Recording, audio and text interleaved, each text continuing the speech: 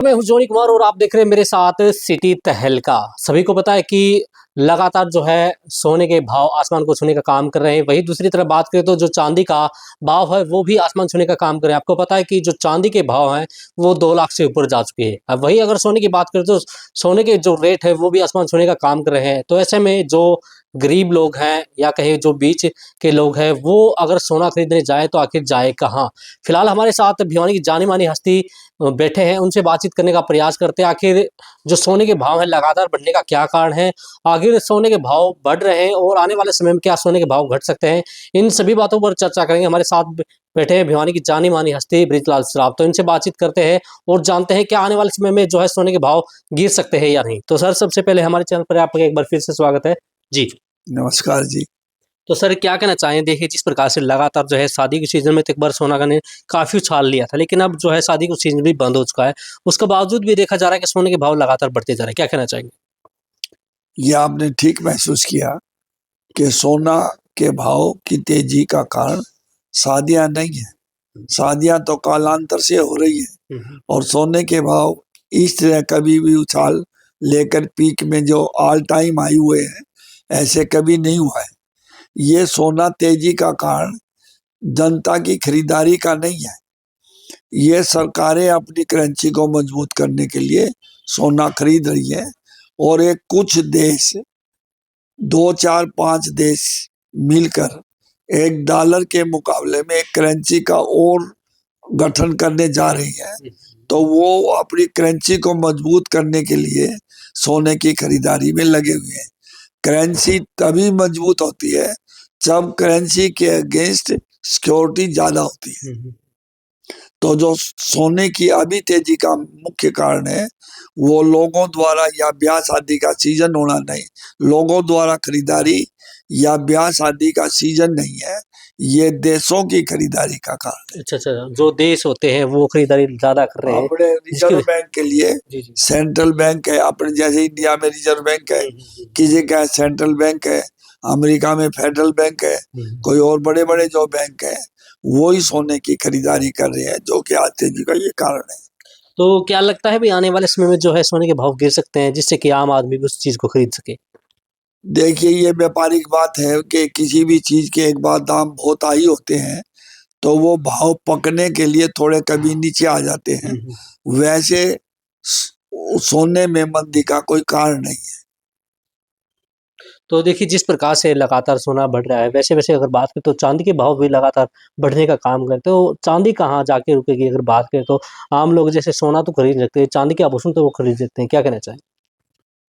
चांदी की तेजी के कारण कुछ और है। हुँ, हुँ। चांदी सबसे ज्यादा दुनिया में चीन के पास है जी। और चीन ने चांदी का एक्सपोर्ट कम कर दिया है।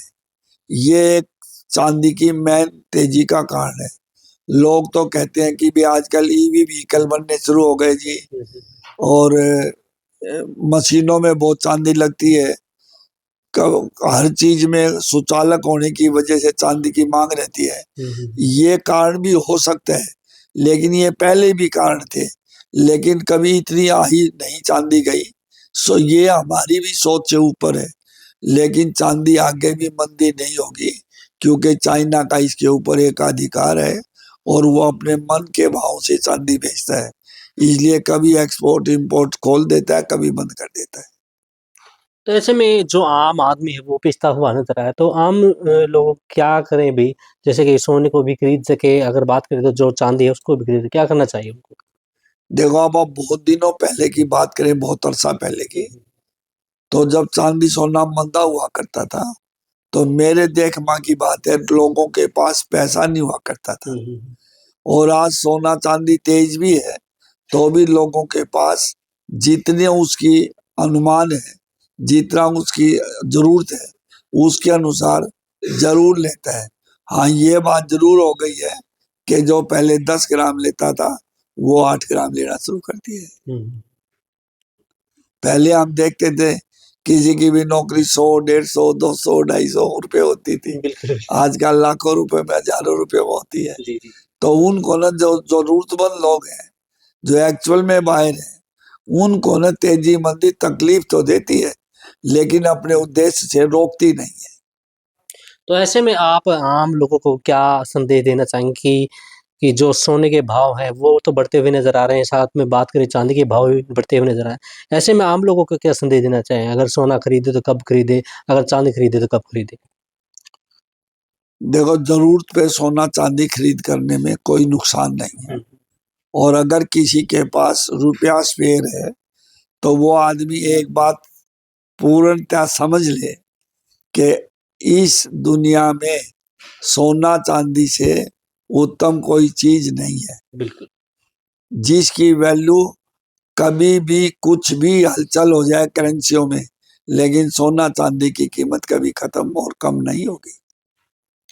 एक इम्पोर्टेंट क्वेश्चन अगर बात करें तो देखिए आजकल कुछ लोग बहुत क्या कहते हैं चतुर भी होते हैं, तो उनके पास जैसे पहले पहले का सोना होता है या पहले की जो चांदी होती है, उन लोगों को क्या जो पहले की चांदी या पहले बात करें पहले का सोना है, उनको उस टाइम पे बेचना चाहिए या नहीं? क्या लगता है? देखो, कोई सौदागरी करता है तो वो अलग बात है। अगर कोई घर में जरूरत के हिसाब से रखी है तो सोने चांदी के रखने वालों को अपने पास रखी हुई सोना चांदी की चीजों को भूल जाना चाहिए। अच्छा, अच्छा। याद रखने से उसके पहिए लग जाते हैं, वो फिर बिक जाएगी। ये चीज बेचने की नहीं है, ये चीज खरीदने की है। बिल्कुल। तो देखिए आपको पता चल ही गया होगा कि सोने के भाव आखिर क्यों तेज हुए हैं और चांदी के भाव आखिर क्यों तेज हुए हैं, क्योंकि आपको पता है कि जो चांदी के भाव इसलिए ज़्यादा तेज हुए हैं क्योंकि जो चीन एक्सपोर्ट करता था भारत के अंदर, उन्होंने जो है चांदी का एक्सपोर्ट करना भारत के ऊपर जो है बिल्कुल बंद कर दिया, जिसकी वजह से जो है चांदी आसमान छूने का काम करे। फिलहाल इस प्रकार की जो भी अपडेट होगी, चाहे वो सोने को लेकर हो, चाहे वो चांदी को लेकर हो, जो भी अपडेट होगी लगातार आप तक अपडेट पहुंचाने का काम करते रहेंगे। फिलहाल अब के लिए इतना ही, तो हमारे साथ बने रहो, देखते रहिए सिटी तहलका। जी, जी, जी, एक बात मैं आपको और कहना चाहता हूँ जी। कि कुछ लोग तेजी मंदी, जिनका ये बिजनेस नहीं है, तो वो तेजी मंदी का ये देख के अभी चलो इसको खरीद लेते हैं, इसको बेच देते हैं, कुछ वायदा बाजार में भी कार्य करते हैं।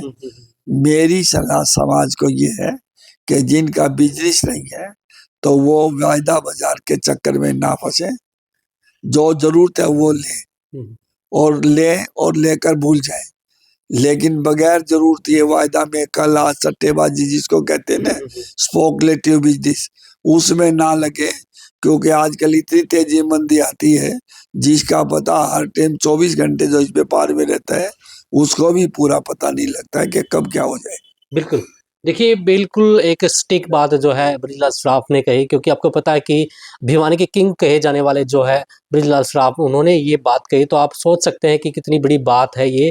अगर आप ऐसा करते हैं तो आने वाले समय में आपको घाटा भी हो सकता है और बड़ा फ़ायदा भी हो सकता है। लेकिन सबसे बड़ी बात ये है कि अगर आप ऐसा करते हैं तो आपको आने वाले समय में नुकसान ही मिल सकता है, क्योंकि इनका काम हर समय रहता है कि सोने-चांदी के भाव में हर समय इनको हर चीज़ का पता रहता है। तो इन्होंने ये सबसे बड़ी बात कही है। तो आपको पता ही है कि लगातार जो सोने के भाव गिरते भी रहते हैं और नीचे आते भी रहते हैं और उछलते भी रहते हैं। तो ऐसे में सभी लोगों को ध्यान देने की ज़रूरत है कि आखिर जो है सोना कब खरीदना चाहिए और चांदी कब खरीदनी, इन सभी बातों का पूर्णतः ध्यान रखना बिल्कुल आवश्यक है। तो फिलहाल इस प्रकार की जो भी अपडेट होगी लगातार पहुँचाने का काम करते रहेंगे। फिलहाल अब के लिए इतना है, तो हमारे साथ बने रहिए और देखते रहिए सिटी तहलका। मैं जॉन कुमार, कैमरामैन विपिन के साथ।